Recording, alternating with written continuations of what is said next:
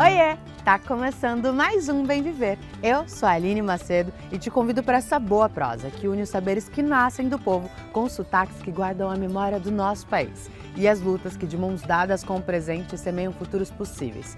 Tudo isso unindo agroecologia, saúde, cultura popular e uma alimentação mais justa e saudável para todos. Bora nessa?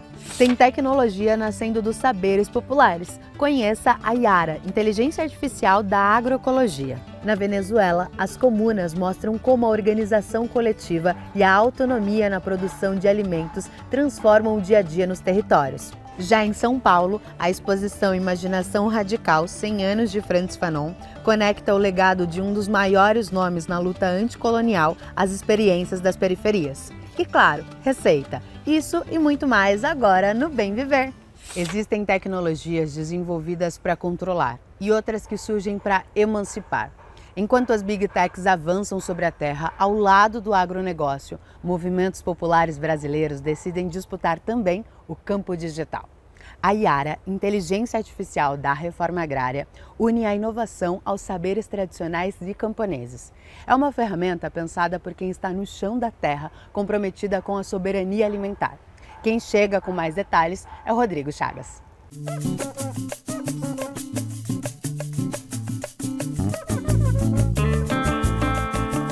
Hoje, o Bem Viver vem falar de uma iniciativa construída pelo povo e para o povo, visando disseminar conhecimento. É a inteligência artificial da reforma agrária e agroecologia. Vem com a gente conhecer essa iniciativa? Estamos em Jarinu, no interior de São Paulo, para testar essa nova ferramenta nas atividades de campo do Centro Agroecológico Paulo Kageyama. Quem nos recebeu por aqui foi a engenheira agrônoma Kalen Oliveira, que coordena o espaço e também faz parte da equipe que desenvolveu a Yara. É ela quem começa a nos explicar melhor que ideia é essa de inteligência artificial da agroecologia. Qualquer assentamento, onde quer que você esteja, com um telefone você vai poder fazer consultas, tirar dúvidas, resolver problemas, às vezes, do cotidiano, do dia a dia, que às vezes a gente tinha que esperar uma assistência técnica vindo de fora. Às vezes essa assistência técnica ela não estava baseada na agroecologia, então vinha com soluções que não são apropriadas para a agricultura familiar e para o projeto de agroecologia que a gente quer construir nos nossos territórios. Bora ver, então, como funciona na prática. A Kalen e a dona Fátima, agricultora acampada do MST em Guarapuava, no Paraná, que está estudando no Centro Agroecológico, já identificaram um problema na horta e fizeram uma consulta à Yara. As folhas de couve orgânica estavam infestadas de lagartas e pulgões. Fomos aqui pesquisar e identificamos soluções que seriam de controle biológico, diversificação da produção, ou seja, plantar com plantas que vão ser repelentes, utilização de caudas, de nim, da própria cinza de fogão. Então, nota que a Yara, ela deu soluções a partir do conhecimento popular, da agroecologia e não indicou a utilização de agrotóxicos, que é o mais importante. E agora, Kalen, para quem está assistindo Bem Viver e pensando como que daria para usar, que tipo de perguntas daria para fazer, só ao nosso redor aqui dá para imaginar várias perguntas, consultas possíveis para a Yara, né?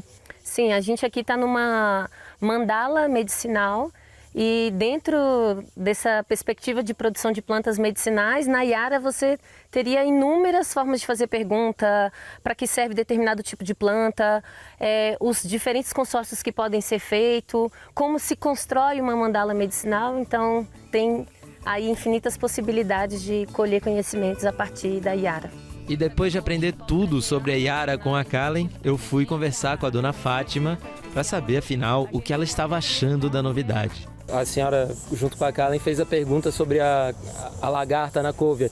Essa a senhora já sabia, né? Essa já é conhecida, né? Desde que a gente nasceu e se criou, né, no sítio trabalhando. Então, tem coisa que a gente já conhece, já sabe como funciona. Mas como está tão avançado e está tendo muito mais coisa, a gente precisa de mais novos conhecimentos. E acredito que a Yara vai ajudar bastante nós. Pessoal, e agora que a gente já viu como a Yara pode ajudar no cotidiano com soluções agroecológicas, a gente vai viajar lá para São Paulo para entender como essa ferramenta foi desenvolvida. Chegamos na Casa Carlito Maia, em pleno centro da capital paulista, para encontrar com o grupo de cientistas que está por trás da Yara. Oi, pessoal. Licença, tudo bem? Elas lideram um coletivo de especialistas populares em agroecologia. Mais de 50 pessoas contribuíram para formar uma grande biblioteca e por definir os conceitos e princípios da ferramenta. A Carolina Cruz é uma delas. A inteligência artificial ela nos permite organizar o conhecimento, os dados, as informações de uma forma mais complexa do que era possível, né? Até pouco tempo atrás, assim. Então, todo o acúmulo que a gente tem, seja nas universidades, nos institutos de pesquisa, como a Embrapa, ou mesmo no conhecimento que é desenvolvido pelos próprios camponeses e camponesas, ele acabava que estava disperso, espalhado, né? E a gente não tinha uma ferramenta que nos permitisse a gente conectar essas informações de uma forma que fizesse sentido. A Yara começou a ser programada na China durante um curso de inteligência artificial para movimentos populares do sul global. Desde então, a Associação para a Cooperação Popular, Baobá, o MST e a Marcha Mundial de Mulheres trabalham juntas para aperfeiçoar o projeto. Elas escolheram utilizar modelos de código aberto de base chinesa, longe do controle das Big Techs dos Estados Unidos e com proteção garantida ao conhecimento e aos dados dos usuários, como explicam a Natália Lobo e a Carolina Cruz. Tem uma grande junção hoje das Big Techs com as empresas do agronegócio, mas para continuar com esse modelo, atualizar esse modelo, né, que vem desde a Revolução Verde, que tem a ver com o uso de agrotóxicos e transgênicos, com a expulsão dos povos do campo, com a concentração de terra.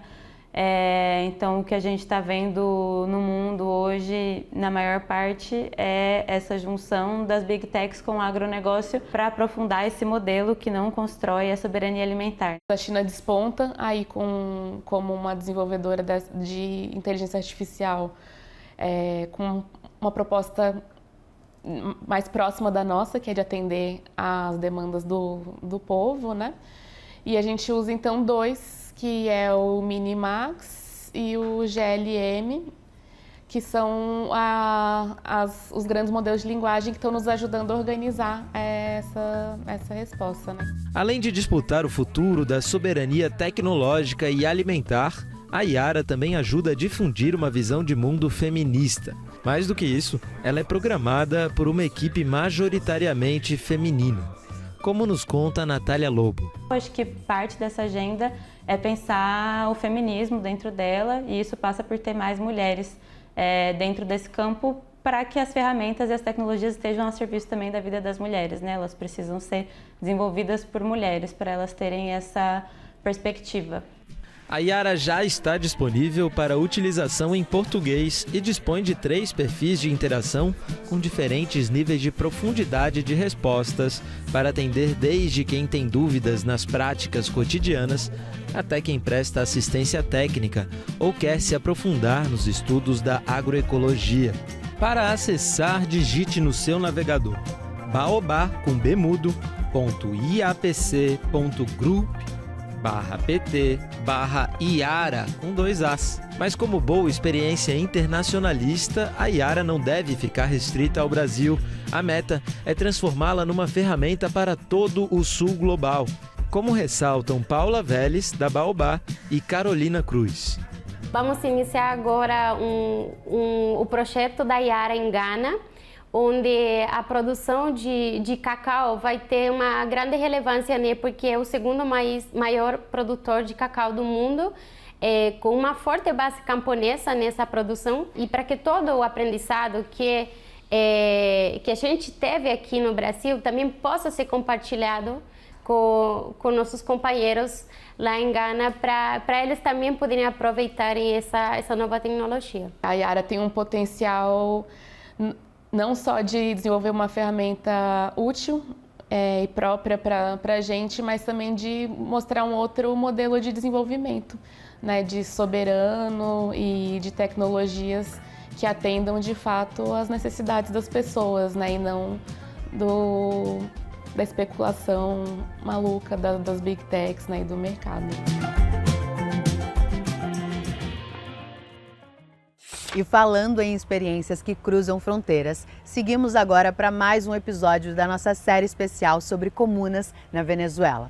Dessa vez, o destino são os Andes, em um estado que já garante autossuficiência na produção de café e caminha para se tornar o primeiro território totalmente comunal do país. Quem nos leva por essa jornada é o nosso correspondente, Leonardo Fernandes. Cruzamos os caminhos sinuosos das montanhas, onde os Andes venezuelanos desenham o horizonte. Vamos rumo a Trujillo, a terra onde o café dita o ritmo do coração e da economia. Ali fomos recebidos pela Brigada Internacionalista Hugo Chávez no Centro de Produção Agro-Urbana Comunal de San Rafael de Carvajal. Mais que um campo de cultivo, a unidade garante o alimento e a dignidade às comunas vizinhas, fazendo brotar hortaliças e frutas do solo generoso. O convívio com os comuneiros e comuneiras trujilhanos deixa marcas profundas nos internacionalistas brasileiros. Entre uma conversa e outra, a emoção transborda ao testemunhar a força de um povo que reconstrói o próprio destino. Como conta Antônio de Jesus, conhecido como Tonhão, integrante da Brigada e militante do Movimento dos Trabalhadores Rurais Sem Terra de Sergipe. O que mais me chamou a atenção foi o cuidado dos venezuelanos para com nós brasileiros, né? O carinho, saber como é que nós estamos. Eu me sinto em casa. A Venezuela, para mim, não é o que a outra mídia fala. Aqui é um país que todos trabalham, tem projetos de vida. É um país sem preconceito. O que eu tenho, eu divido. O que eles têm também, eles dividem. Principalmente o amor deles, a união. Trujillo caminha para ser o primeiro estado 100% comunal da Venezuela, um feito que ecoa na soberania das colheitas. O país já não depende da importação de café e vê o cacau florescer com vigor nas terras mais baixas. Após 20 dias de trabalho intenso nas comunas vizinhas, os brigadistas se reúnem para transformar o suor em memória, sistematizando coletivamente cada aprendizado vivido. Explica Tonhão. Fizemos uma limpeza no espaço e no segundo dia fomos conhecer as comunas vizinhas, onde pudemos identificar que tem muitas comunas urbanas e comunas rurais e suburbanas. Foi bem produtivo a parte de trabalho, de ações feitas aqui no estado de Trujillo. Dani Ângeles Pérez, militante da União Comuneira, se integrou aos internacionalistas brasileiros no percurso pelas comunas andinas e conta como as diferenças culturais enriqueceram a convivência entre o grupo. Em alguns momentos tivemos choques culturais, mas trocamos experiências sobre alimentação, cultura, música, linguagem e conhecimentos. Mostramos a eles e eles a nós como nos organizamos de uma perspectiva humanitária. Através dessa organização em nossas comunas e espaços, conseguimos construir sonhos coletivos e avançar. Mostramos como nossas assembleias são instâncias máximas, onde surgem ideias e sonhos coletivos. Presenciamos a experiência de luta de ambas as organizações, pois também reconhecemos o legado e a luta dos companheiros dos movimentos do Brasil, como o Movimento dos Trabalhadores Rurais Sem Terra, o Levante e o Mãos Solidárias. Para a militante da União Comuneira, a presença da Brigada na Venezuela é uma excelente oportunidade para romper com o bloqueio midiático e a desinformação sobre a realidade do país. Nós agradecemos que eles estejam aqui conosco porque não é fácil. Os meios de comunicação diziam que vivíamos uma crise e uma desestabilização que acabaria com nossa organização e luta. Mas quando eles estão aqui e vivem a experiência, percebem que não é assim. É importante para nós que eles levem essa voz para lá, pois puderam evidenciar que seguimos de pé e em luta diária, mantendo a paz e a estabilidade para o nosso povo. A revolução não se tratava apenas do nosso presidente Maduro e Cília Flores. Não era como eles pensavam, que ao levá-los isso acabaria. É um povo organizado. Não se trata de uma pessoa, mas de toda a luta de um coletivo imenso, de milhões de pessoas que saímos todos os dias para manter a paz e a tranquilidade na nossa Venezuela.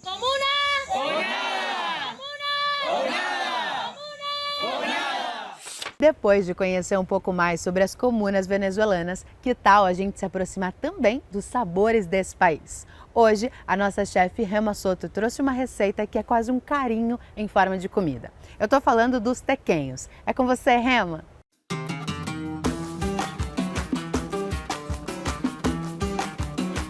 Oi, meus amores, tudo bem com vocês? Hoje com uma receita maravilhosa da Venezuela, tequenhos. Ficou curioso? Vem comigo! Para essa receita, a gente vai precisar de 500 gramas de farinha de trigo, 500 gramas de queijo em pedaços, 150 ml de leite, um ovo, 150 gramas de manteiga, sal, uma colher de chá de fermento em pó, um abacate, uma cebola, 300 gramas de maionese, um limão coentro. Vocês perceberam que aí tem uns ingredientes a mais. Hoje vocês vão ter um bônus. Vou te ensinar uma guasacaca, receita venezuelana. Mas vamos lá. A primeira coisa que a gente vai fazer é fatiar nosso queijo. E aqui a gente tem uma cooperativa, Cooperlat, Rio Grande do Sul. A gente precisa de uns bastões de 1 centímetro mais ou menos. Reservamos e vamos fazer nossa massa. Farinha de trigo, 500 gramas, um ovo. Essa manteiga também a gente achou no Armazém do Campo. Ela tem um sabor incrível. Eu vou começar com 100 gramas. Sal. Eu gosto da massa dos tequenhos um pouquinho doces, uma dica minha. Então a gente coloca uma pitada de açúcar.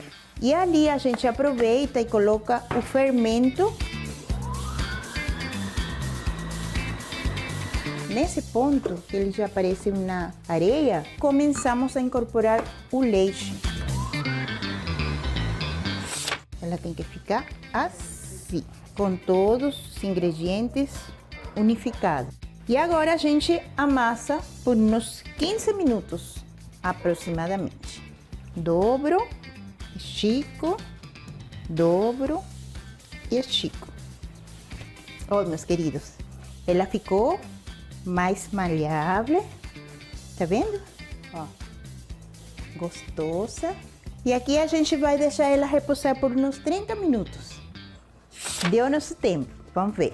Olha como ela ficou, sedosa. E a gente vai pegando pedaços dela e vai esticando no rolo. A gente não precisa de mais farinha nem nada. Eu não preciso dela muito grossa, aqui está ideal. A gente quer umas tiras de massa para fazer um enrolado. Tá aqui minha tira, ó, ela ficou bem fininha. E aí esse passo aqui é bem importante. Eu deito meu queijinho aqui e cubro. Levanto e faço um fecho aqui, para o queijo não escapar. E vou enrolando, colocando a seguinte capa bem em cima, na bordinha desse aqui. Ó, acabou aqui, corto e faço isso. Isso aqui é um tequenho.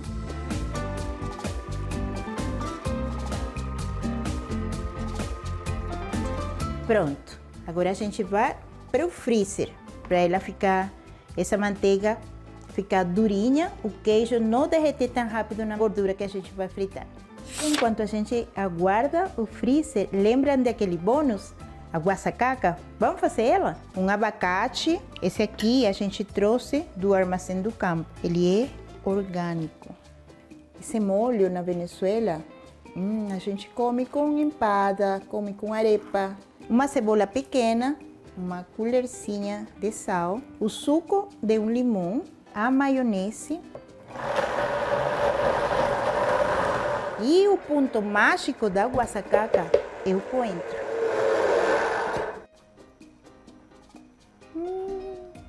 delícia. Perfeito.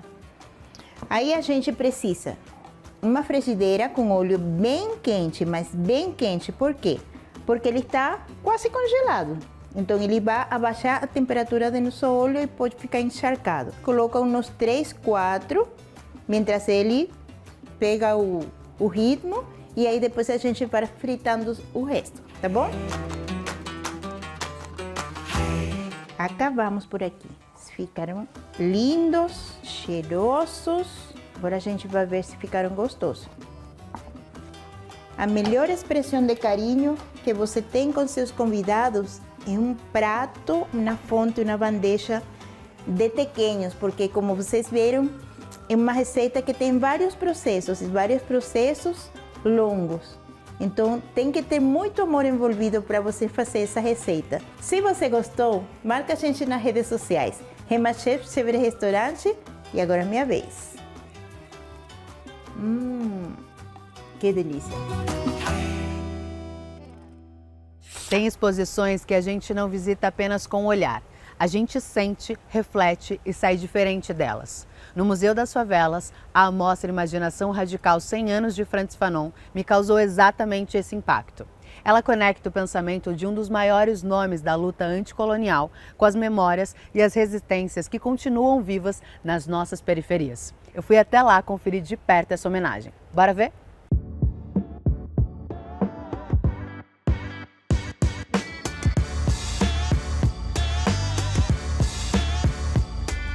Hoje, o Bem Viver veio até o Museu das Favelas para conhecer uma exposição que nos convida a imaginar novos caminhos a partir de histórias que por muito tempo foram silenciadas. Eu estou falando da Imaginação Radical 100 anos de Frantz Fanon. Bora conhecer?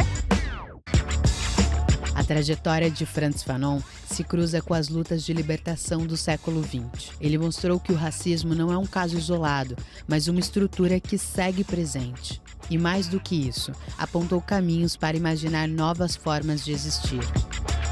Uma visão que encontra eco nas periferias brasileiras e que ganha forma na exposição do Museu das Favelas. Quem nos conta mais sobre essa experiência é o curador Jairo Malta.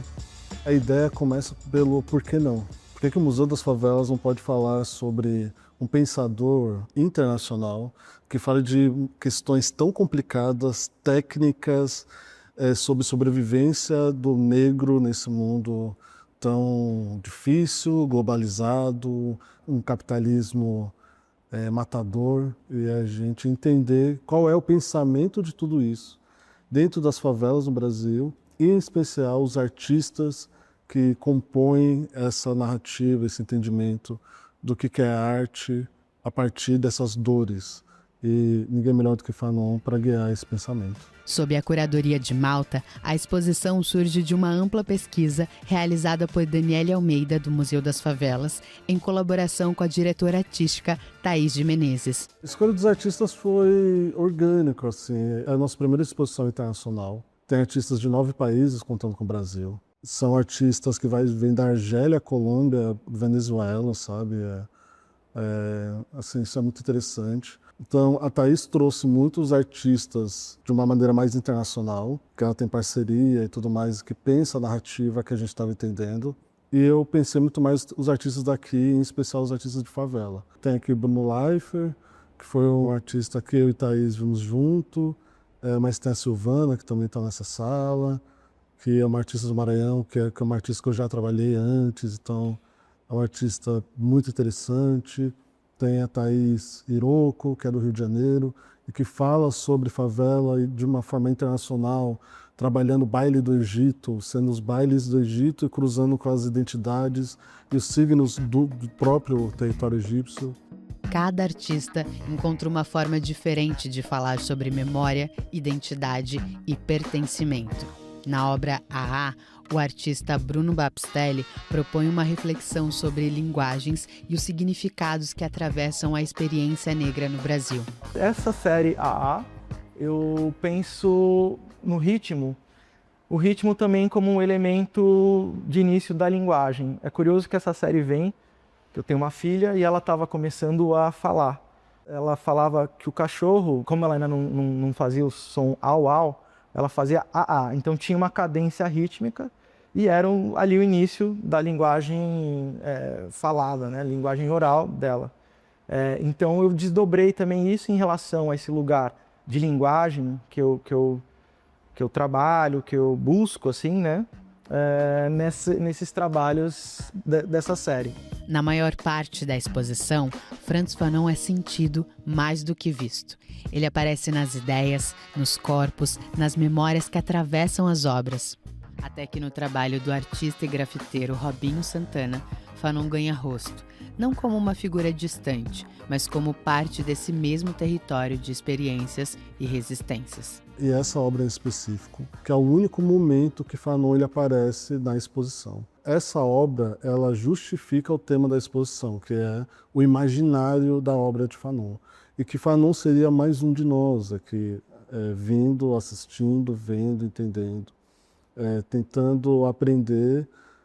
E ele seria mais uma pessoa negra nesse conjunto. Então, quando a gente pensou em tudo isso, e eu e Thaís compartilhamos muitas vezes experiências e de tudo que estava acontecendo durante esse processo de criação da exposição, a gente entendeu que isso seria um caminho bonito e interessante. E Robinho fez de uma forma lindíssima. A cada passo, a exposição propõe mais do que respostas, propõe reflexões sobre como a história ainda impacta o presente. Essa exposição ela fala de passado, presente e futuro. Eu acho na minha ótica, assim. E é interessante que até na própria visitação de Fanon, a gente deixou uma sala antes e depois para seguir em frente, né? É como se você precisa voltar um pouco para entender o colonialismo, as colônias e tudo o que aconteceu no país, para depois entender quais são os caminhos que são apresentados. Em um tempo que tantas desigualdades ainda persistem, o pensamento de Frantz Fanon segue atual. E talvez o maior gesto de transformação seja justamente esse: olhar o presente, questionar as estruturas e imaginar outros futuros possíveis. A amostra Imaginação Radical 100 anos de Frantz Fanon segue em cartaz até o dia 24 de maio no Museu das Favelas. E o Bem Viver de hoje fica por aqui. Eu agradeço a sua companhia. E se você nos ouve pela Rádio Brasil de Fato 98.9 na Grande São Paulo, lembra que a gente tem uma versão especial do programa em vídeo no YouTube. Então já aproveita para se conectar com a gente de uma forma diferente. Não esquece, de segunda a sexta, a partir das 8 horas da manhã, a gente tem uma versão também no rádio. E por fim, na sua plataforma de áudio favorita, a gente tem um podcast de conversas diárias. É só colocar Conversa Bem Viver. Tchau!